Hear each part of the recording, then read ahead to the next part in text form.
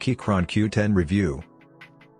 The Keychron Q2 has upscaled the Q1 and created 12 more boards from a standard full-size to a miniaturized one and even an HHKB. Nonetheless, perhaps the most extraordinary of them is their Q10, a 75% Alice layout mechanical keyboard with an aluminum casing. Like any other Keychron's Q collection keyboards, it's great value for money, offering many features viewed generally in high-end gaming keyboards at moderate pricing. Alice is a 60% keyboard inspired by the TGR Alice from Miyutsuki, which was released as part of a 40-unit group buy in 2018.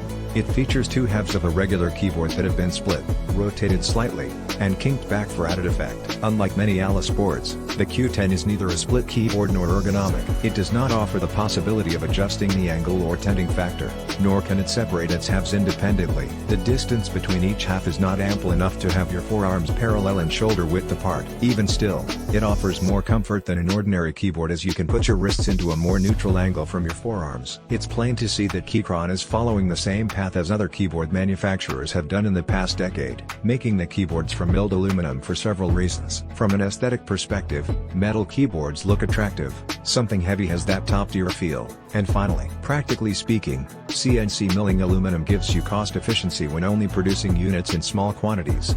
Perfect for those who don't mind spending hundreds of dollars on one item. With scale now attainable by enthusiast keyboard developers in the last few years, plastic cases have become obtainable as well, just like any traditional milled aluminum case. The Q series board has a gasket-mounted design which puts the key switch plate in between the top and bottom frames on strips of soft foam, providing a springy feel to the entire rig. If pressure is applied to any key, all the keys will move down collectively and recoil. To stop metal-to-metal contact that would cause vibrations or high-pitched pings from solid aluminum cases, pieces of silicone are put between the top and bottom frames. A layer of soundproofing foam is placed between the switch plate and PCB, while switches have light lubrication with a heavier amount applied to stabilizers. In order to have a deeper, fuller sound and to help reduce high-pitched noises, keyboard enthusiasts often look for ways to mod their devices. Putting it in another way, these modifications are needed due to them being cut from solid aluminum. The tape mod involves putting layers of tape on the PCB's backside in order to adjust the sound profile. In addition,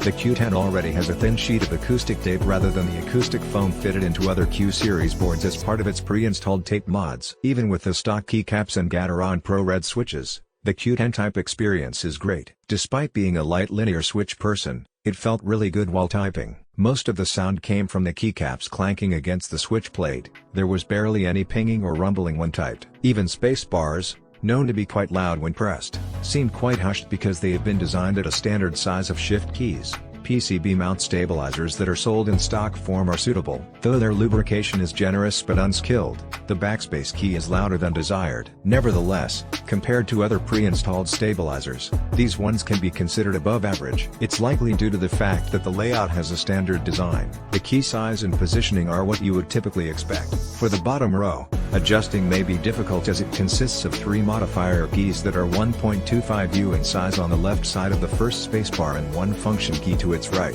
Additionally, there is an extra spacebar and a singular 1U modifier located on the right, which behaves as a board's function key by default. If this type of modifier is used consistently, then one will need to get inventive for resolution. Thankfully, this can be solved since Keychron's Q series boards have full programmability with VIA, a popular app among keyboard fanatics for customizing RGB lighting and key mapping.